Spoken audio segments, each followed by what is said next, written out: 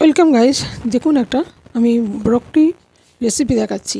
আশা করি এটাও আপনাদের খুব ভালো লাগবে আর সম্পূর্ণই নিরামিষ রেসিপি। প্রথমে আমি দুপলা তেল দিয়ে দিলাম। তেলটা দিয়ে হয়ে গেল, তার মধ্যে আমি ব্রকলিগুলোকে একটু ভেজে নেব। এটা আমি গরম জলে দিয়ে রেখেছিলাম। নিয়ে তারপর আমি আলুগুলোকে হালকা গরম জল দিয়ে রেখেছিলাম, ওর আলুগুলোকে ওই তেলেতে ভেজে নেব। তুলে নিলাম, নিয়ে আবার একটু সামান্য তেল দেবো।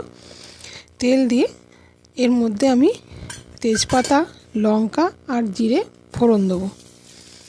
এবার ফোড়নটা হয়ে যাওয়ার সাথে সাথে তারপর আমি এর মধ্যে এক একে মশলাগুলো দেবো। এটা এবার আদা, টমেটো আর লঙ্কা পেস্টটা প্রথমে দিয়ে দিলাম। দিয়ে হয়ে গেল। এরপর আমি দিয়ে দেবো হলুদ, দেবো নুন, দেবো তারপর আমি হলুদ দেবো। হলুদ দেওয়া হয়ে গেলে তারপর আমি জিরে গুঁড়ো, ধনে গুঁড়ো এগুলো সব দেবো। দিয়ে মশলাটাকে একটু কষে নেব।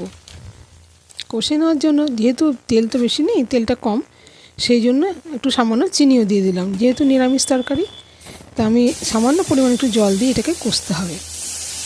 তাহলে কী হবে, মশলাটা পুড়বে না, অথচ মশলাটা কাঁচা গন্ধ কেটে যাবে।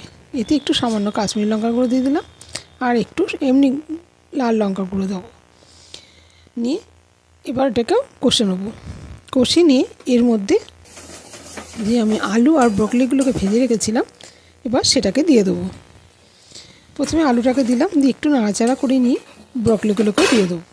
নিয়ে ব্রকলির সঙ্গেও এটা নাড়াচাড়া করব। আর দেবো কিছু মটরশুঁটি। আর শীতকালের সবজি তো, আর মটরশুঁটি তো শীতকালেই ভালোই লাগে খেতে। তো যাই হোক, তরকারি তো স্বাদ বাড়ে। তো যাই হোক, এবার আমি এর মধ্যে মটরশুঁটিগুলো দিয়ে দেবো।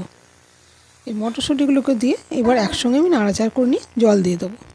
জল দিয়ে ফুটতে দেবো। খুব বেশি জল দেবো না, এটা আমি একদম শুকনো করবো না, আবার একবারে ঝোলও রাখবো না, তাই অল্প পরিমাণে জল দিয়ে আমি ঢাকা দিয়ে সেদ্ধ করতে দিলাম। মিনিট 10 পর খুলে দেখাচ্ছি। দেখুন হয়ে এসছে। এটা আর ঢাকা দেবো না, এতে আমি খানিকটা বাটার দিয়ে দিলাম। এবার দিয়ে দেবো একটু গোটা গুঁড়ো গরম মশলা। গরম মশলাটা দিয়ে আমি এটাকে আর ঢাকা দেওয়ার প্রয়োজন নেই, এটা একটু নাড়তে নাড়তে হয়ে যাবে।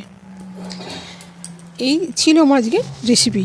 কেমন লাগলো আপনাদের? যদি রেসিপিটা ভালো লেগে থাকে তাহলে অবশ্যই আমার চ্যানেলটাকে সাবস্ক্রাইব করুন, না পাশে থাকবেন, লাইক কমেন্ট করতে ভুলবেন না।